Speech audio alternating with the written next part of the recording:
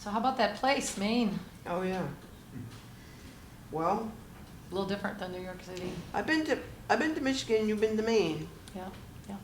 It doesn't, oddly enough, Michigan and Maine don't feel all that different. I have to say that there's something in common there. Sometimes the weather is similar. Yeah, Like being last northern. year. Last winter, we had a lot of ice. It was strange. Ice storms and stuff. And Eric with the University of Michigan that comes up and does the NELT program, Yeah. he said you guys had the same Yeah. mess. Yeah. Well, I mean, we both come from places where you really can get away from people. And I was thinking about this, that like loneliness means something different in a rural, in stories about a rural environment. I was thinking about, in the places I write about, a person can scream and scream and it might be that nobody hears them. And I was thinking that's a little bit different than writing in a small town or a city or something. Mm-hmm. Like aloneness means something really different. I don't know if that's something that's interesting. I know that growing up, I lived I grew up on about 10 acres, but there was a creek and there were places, and we just had all kinds of places to be. So we had a house, but then there were barns, there were tree houses, there was an old wash house, there were sheds, there were chicken houses, and all these other buildings to be in. And I think that's somehow these buildings to be in that we're all away from people. Yeah. They say something, but somehow that's important in the writing. I don't know how. Yeah, especially for kids. They gotta go discover stuff. Yeah. My brother lived in a treehouse for years. I'm not kidding you. He lived in the treehouse. He just couldn't stand us anymore, and so he just took to the trees. Yeah, I think little kids, especially some of them, would do it anyway, even if he kind of want to be with you, but still he wants his tree house, it's his little domain, his little Yep, got space heaters up there. his little world. Yeah. He conquered. I think he had a whole stereo system up there, didn't he? Yeah. Oh, no kidding. Yeah, it was like multi-decker too. Like he just kept building. How old was he? He was like 10 or something. Wow. It was incredible. I think it was later. Was it It later? after I Okay. lived there. Oh, maybe it was like 14. Maybe it was 14. Did he have electricity up there? Yeah. We ran extension cords. Which brother? Tom. Since Tom. we're- Yeah.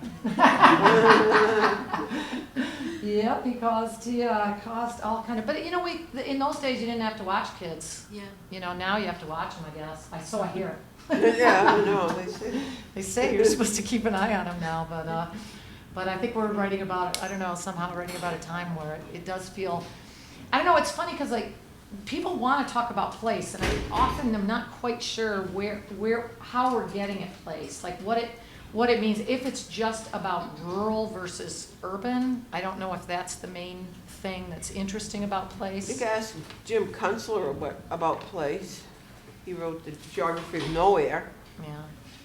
How much it's all the same now. Everywhere is the same. Yeah, I think as writers, we're always searching for that dwindling number of things that are different. That we're always trying to find those few things that haven't become the same about other places. Mimi was talking about the smells, and we were talking upstairs before now, and my uncle in North Carolina, uncle and aunt, had a place down the road from their parents and other In brothers. Maine? They are in North Carolina. In North Carolina. And when we went down there the last time I went down, I did a tour thing, and then I stayed with them. The smell, it was like the way the ground and the plants and this, it was there and nowhere else. So they couldn't, no matter how many Walmarts or Targets or whatever they wanted to stick down the road, unless they cut that all out of there and maybe paved it, then maybe, but where they were, it was still the same as when I used to go down when I was a kid, in that one way. There was no more mules, there was no more red dirt road, there was no more tobacco fields, no more, that was all gone, but there was still the spirit of, through the smells and still there. Yeah, and we all know that one of the magical things about fiction is that the way you get to the universal for everyone is by getting at the particular of any given place.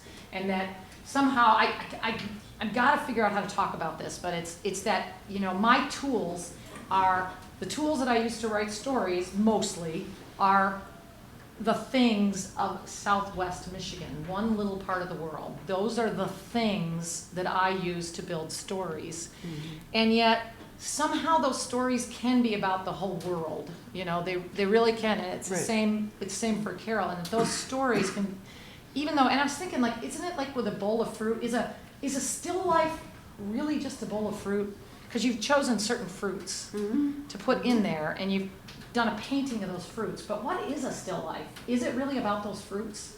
Or is it something bigger, and is it about the awareness of the, I'm not sure. There's something else going on, and I haven't figured out how to articulate it. But using the tools that you have, I'm thinking about this because I do get the question, well, when are you going to stop writing about Southwest Michigan? You know, when are you going to write about something sophisticated like New York City or something? There's plenty of people writing about New York.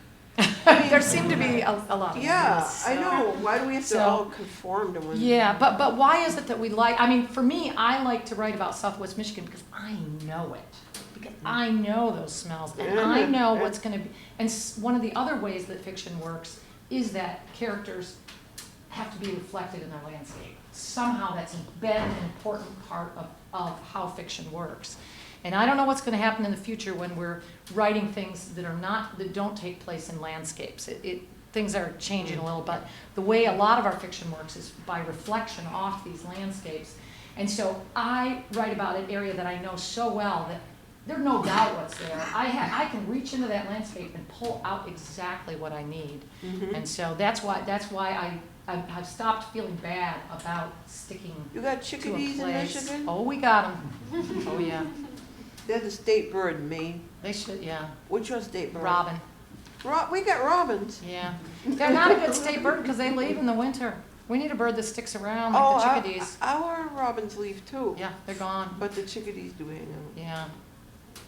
That's what we should What do. do you got that hangs out? We got the chickadees, we got the cardinals. Maybe we can share the chickadees. Yeah, we can share. North Carolina has the cardinal. Yeah, they got the cardinal. Yeah. We got the goldfinches. They're hanging out there. Yeah. Everybody has a parakeet. Yeah. I mean, every state. Yeah. So does anybody want to ask a question that clarifies this, getting at what it means to write about place? Because I think there is a lot to say about it, and yet it's really hard to get at what's interesting because of this business of place being both particular and universal. I mean, if I get the second place I get fan mail from, I write about Michigan, the second place I get fan mail from, the second most, is like Virginia and West Virginia. And people say, oh, you got it, you described my place. It's like, I've never been to your place. Yeah, because of the people, or humans, wherever we are. Yeah. You know, we have a lot in common with other humans in mm-hmm. other states, right? Could I ask you to articulate what you were talking about, a character being reflected in the landscape? Like maybe with an example even? Yeah, well, if you have because my characters are often outdoors and they're often moving through places, maybe having, I mean, what's a character? This woman that I just read about who's in her bed, her points of reference are all the things that were around her. She was from a farm, so her points of reference are all these things on the farm. And she talks about the trees, and it's particular trees that she's referring to. So because the way that story is working like a monologue, she's calling up all the objects that she saw around her. And she's trying to justify her life in a way. It's kind of her last chance to explain her life, and she does it by plucking out the things around her that mean something to her. So I guess she has the power in that story. I give her the power to pluck out the ways in which the things that make her life make sense. You know, so those are what you notice, kind of. Yeah, I think so. So you are what you notice, but I have because I'm writing in a place I know exactly what she's going to look at. So I know that that's one thing I can get right about the story, and I like having that be automatic because then I can focus on the other stuff. You know, I can focus on that part I get for free in a weird way. Mm-hmm. You know. Do you think your characters? I mean, I think your characters reflect their landscape. Yeah. Can you think of an example of how? This Because the kids spend a lot of time in the woods. Yeah, yeah, I mean, when you're showing a scene, there they are, there's tree limb there, bug walks by it, I mean, you know, it's all there, you know. I like the heart-shaped footprints of the little squirrels. They do, a gray squirrel, because it's like a rabbit, kind of, you know, the feet, and then they hop, and they leave them, well, it does look like that in the snow. Different than, say, a mouse or, And you know what all these look like. yeah, fisher cat, we call them, they're fisher. They're like little bare feet. A raccoon has like little fingers, little jointed fingers, you know, they all have these little, well, raccoons aren't out that much in the winter, but you know, you see them in the mud and stuff. And I would say that a lot of American fiction has relied on landscape, and so far. Yeah, I hope the relied on a outdoors. really intimate portrayal of landscape. And I recently read a book that was very well received, and it said, in the book it said, and then a small blue bird sat on the bench and ate a crumb. I was furious. A small blue bird sat, 2 words, blue-colored bird or blue bird. I was like, Rather than well, name the which, bird. yeah. Well, what the hell bird is it? Oh, There's only a yours couple of specific. birds it could be. Say what bird it is. And I don't know why that made me so mad, but just say what bird it is. It's not, there is not a generic blue bird. There is not one. Isn't there one called the bluebird? Yeah, but that's a bluebird. This was not in the book. This was a blue-colored bird. A blue colored bird. Yeah. And so I just feel like, I think there's something, and maybe our literature is going to change, because what do people pay attention to now? Apps, What are those? technology. What's an app? That's something on your technology. I mean, I just wonder, our attention is in it. I mean, plenty of people still pay attention to landscape, but I just mean that like a lot of the expertise of people is different. That it used to be all writers were experts at landscape. And I think now we're having writers who are not, and I don't mean landscape just rural, I mean landscape, if you're gonna be in New York, to describe what the buildings are made out of. And if you're in Chicago, you gotta know if it's a brownstone, or if it's a sandstone building, or if it's a, but I don't know, like somehow we pay a lot of attention to something that's nothing to do with the environment. We pay a lot of attention to this. You know, Madison Smart Bell, he was writing stories about New York, and then he got into Haiti. I know he's done other places too, but just naming these two now. When he was doing the New York ones, I could see it so vividly. You know, he had the buildings, the people, he had a guy that had hair like the Statue of Liberty. I mean, and then he winds up in Haiti, and during, you know, the revolution there, and it was so vivid. You know, What, Haiti was just as vivid as? His agent. He could do that. I mean, these people in Haiti just were Haiti, and these people in New York were New York.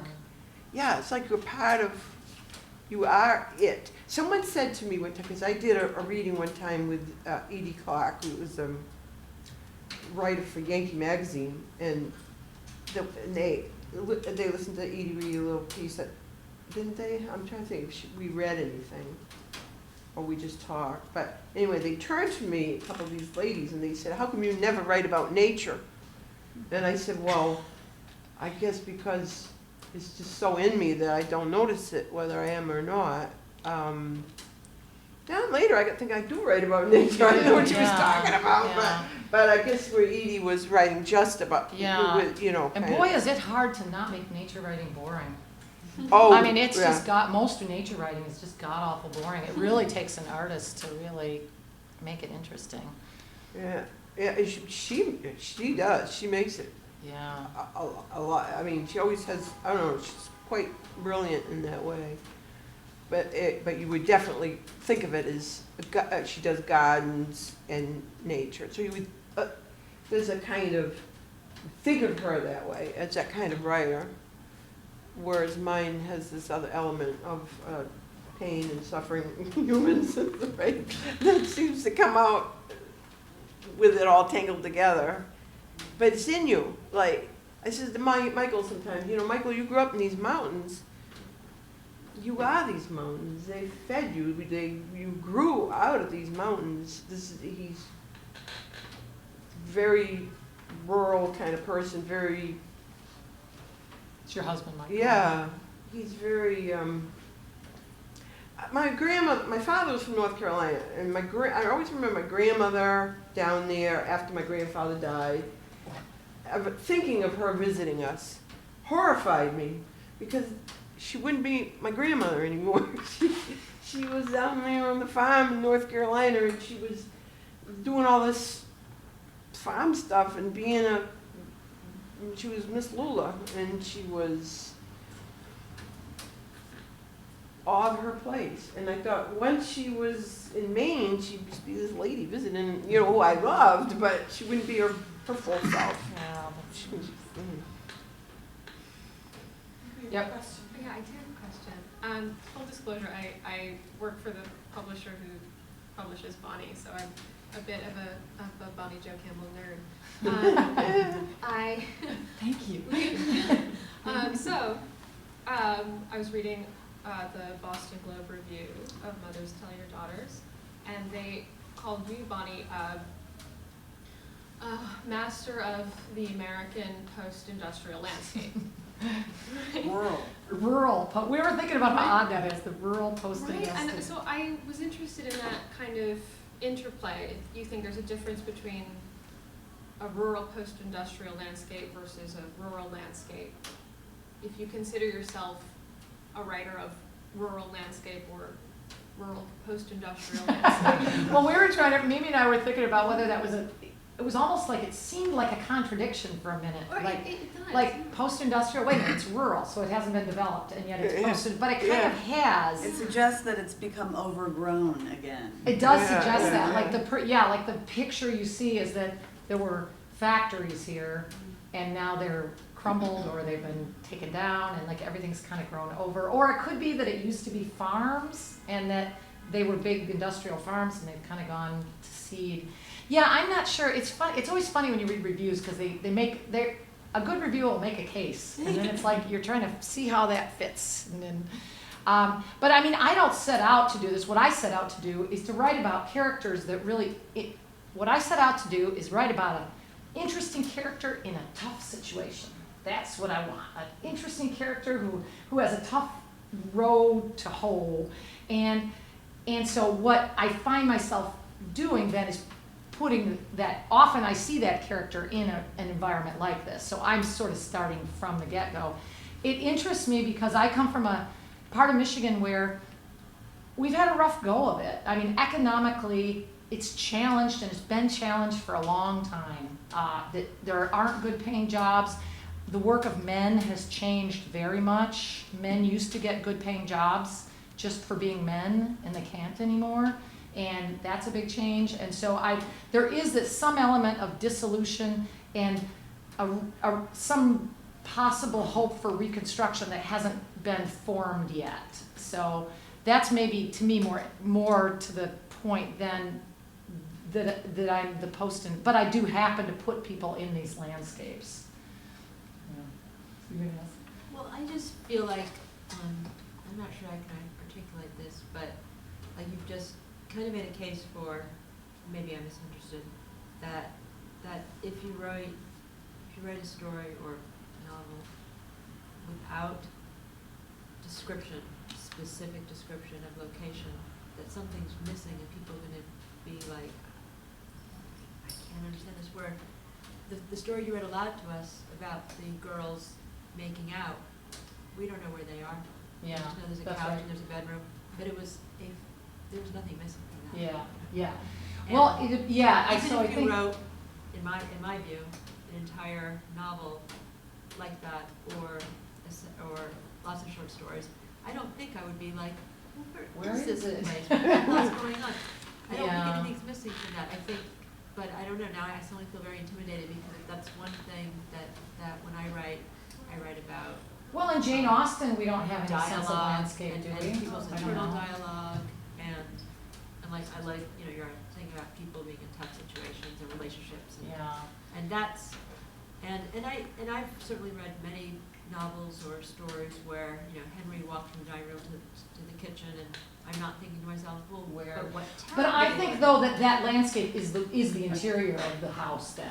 I think there are plenty of great novels are about interior landscape. Okay. I would say that like Because I suddenly feel stands like, too. I do feel like there's a don't particular have American thing. You mentioned tools, I feel like I Yeah. don't have that tool. I don't know, I have to like study now. I actually was gonna say that I think a lot of the work of describing place in your stories is it's implicit in the work that people are doing, or the machines they have. Yeah, that's true. Or, That's you know, true. like when what you read about, you know, the sounds of the machines, and they included, you know, like a lot of machines that only make sense in a place that has like certain kinds of fields or whatever, and, you know, or like your stories will have something like, didn't wanna use up the propane. Well, you know, in the city you don't have propane, but the fact that that's just like Except for your taken very for granted as expensive- You do. a part of Right. life. Yeah. It puts it Yeah. in a landscape. Yeah. But I think, further to what you said, that the scene is very definitely set in that story about the two sisters in the separate rooms, and the lights of the mother's car coming in the front window. Yeah, like it's they're very in visual. some suburban Yeah. place, which is very It feels definitely middle suburban and, you know, class. there's a fenced in feels- backyard and, you Yeah. To know, me, it doesn't feel like the present. yeah. Yeah, no, it's very visual. It's, Yeah. I So I felt guess it was very whole. landscape being very generously, I mean, we tend to write about rural places, but just landscape as being absolutely everything described.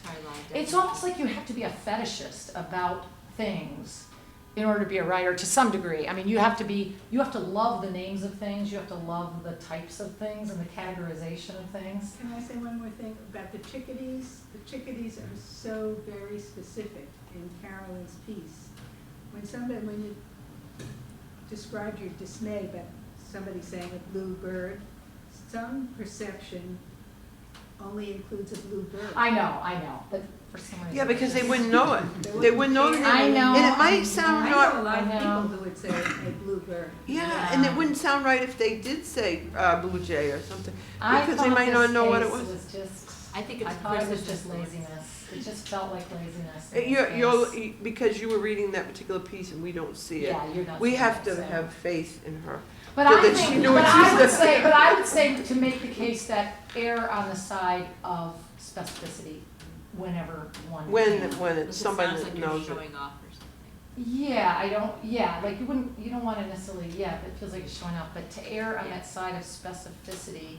And I think our narrators always know more. I mean, the narrator always knows more than the protagonist. I mean, it's Yeah. just a little smarter and a little more detailed than anyone ever actually observes the world. Yeah, right, And so, right. That's I mean, I think- that's a hard thing Yeah. to not do. Especially working with a kid. Well, and nobody wants to, you know what? Nobody wants a kid's viewpoint. I mean, really. Yeah. Does anybody really They're want so that? goofy, Actually- really. I mean, they're, Well, I just feel like what a kid actually observes, I think if it's an depends on the adult kid. book. I mean, we love Scout because Scout is not a 12-year-old or a How 7-year-old. about the Beans of Egypt men? We do get her point of view, don't we? yeah, but it really- switches. Yeah, It switches to third person. It goes back and and I'm forth. not sure, how long are we 'Cause in, I couldn't how long are trust we it. in Jane's head?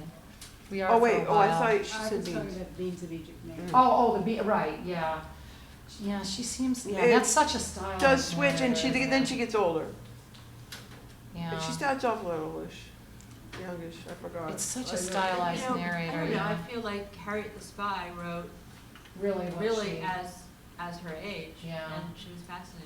Yeah. And I loved it, I can relate to it. And she didn't When I was know 12, more than- and I reread it recently. And Yeah. Eloise. and she But it's doesn't still know hard, And as an adult writer, I mean, Eloise. you really become self-conscious about it, trying not to have the kids be too wise, you know, because they're not, Right, yeah, they're well, that's not- what. they haven't got yeah, the that's experience. What you know. Jane's saying is that we do Mm. like it, so she's disagreeing with me, because I'm kind of saying, I don't mostly want to be in a kid's head, not for very long.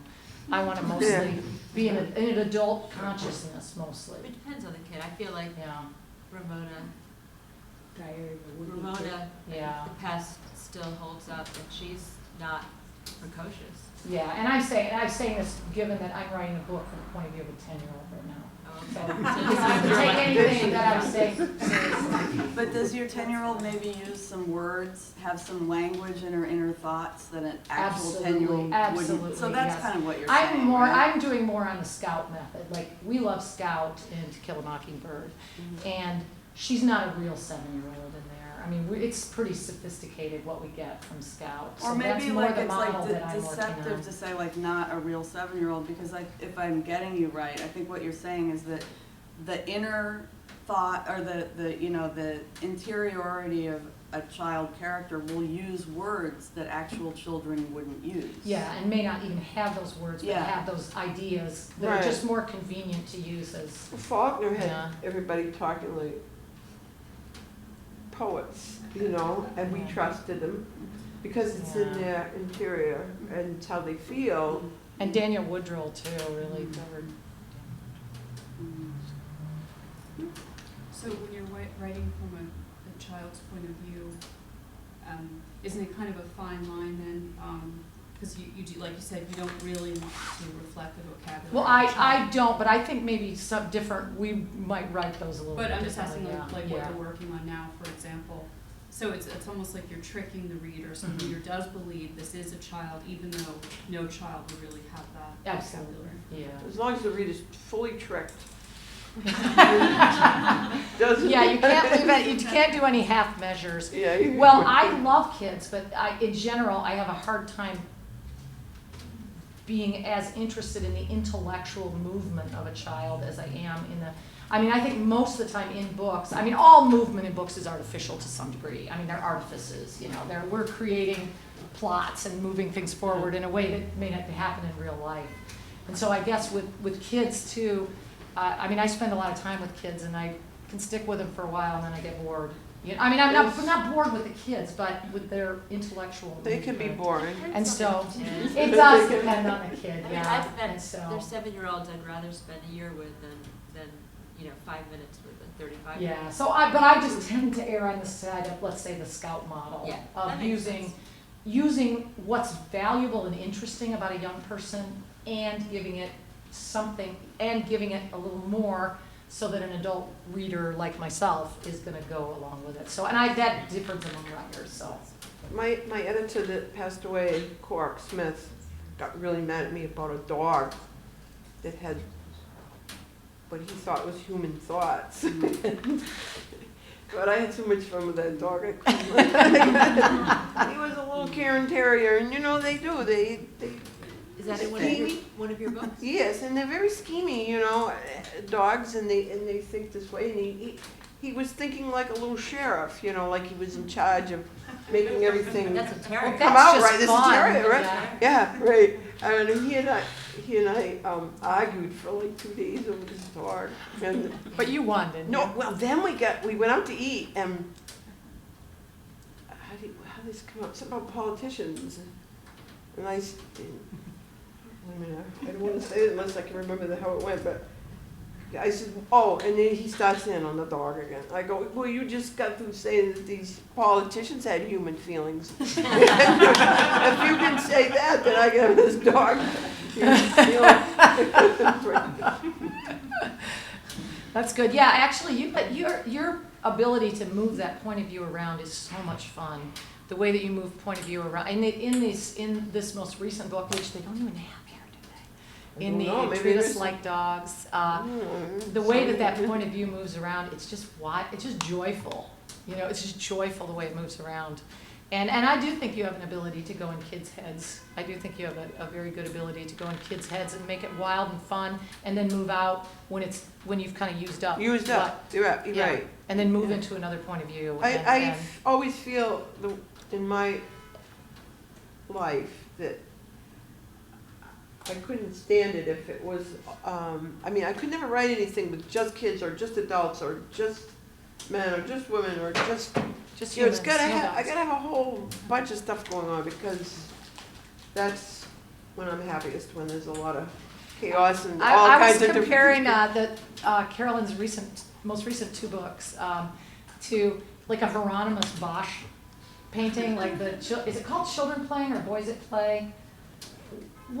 There's one of them that's children playing, I think, and it's children's games.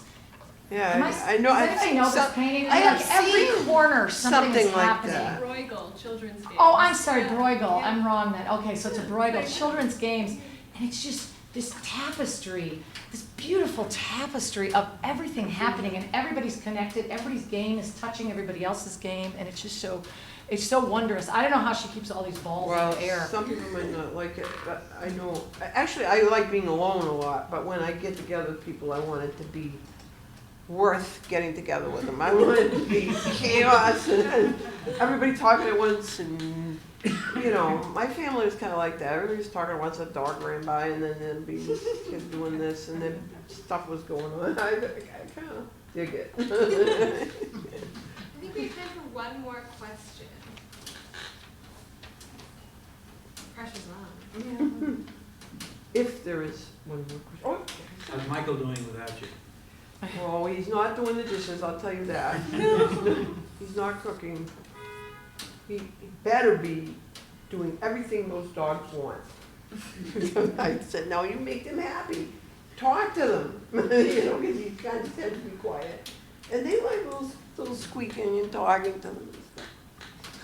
May I ask the name of the book you wrote, which was about a Cairn Terrier, or contained a Cairn Terrier? Yeah, a snowman, Snowman. Thanks. which everybody hated. I thought you had another. I thought the dog got some point of view in Treat Us Like Dogs. I thought there was a dog point of view. There wasn't a little bit. No, there's a Scotty in it, two Scotties in Yeah. it, but they don't have a point. They don't get a point. Okay. I don't think. But they're characters. Yeah. They're good characters. They do a lot. And those are your dog. You have Scotties, right? I have Scottish Terriers, right. Question. I first heard of you from a sculpture teacher who did a residency with you right after you did Beings of Egypt, Maine. Oh, like a I don't know. McDowell, maybe? It might have been. I wanted to ask you where.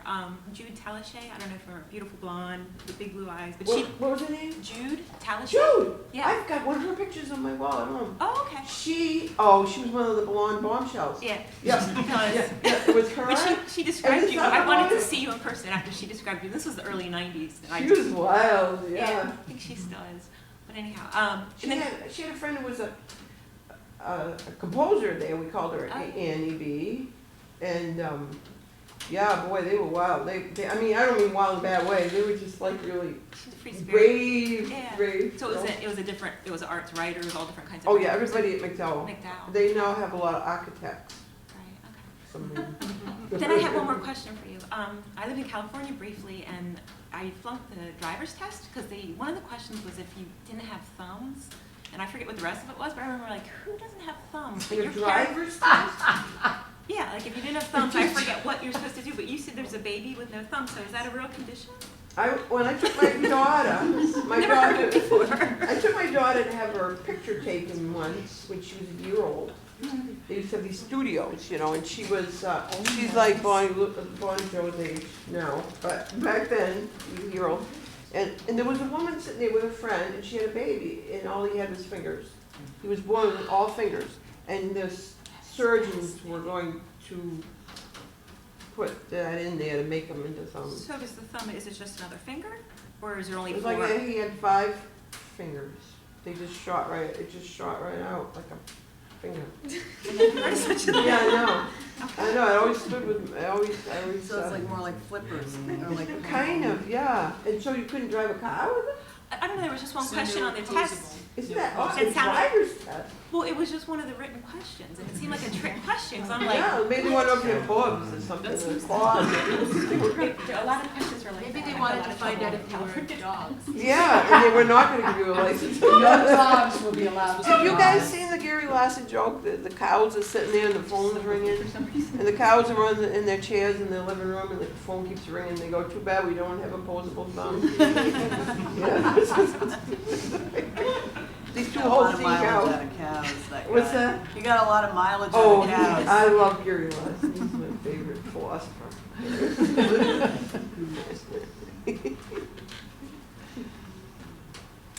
All right, did we get people riled up enough and Yeah. enough stuff to fight about? Good, Fight good, So there's a bunch of excellent. books for sale over here on this table, and there's also wine. and sparkling water. Nice. Thank you guys both so much. Thanks everyone for being here. Yeah.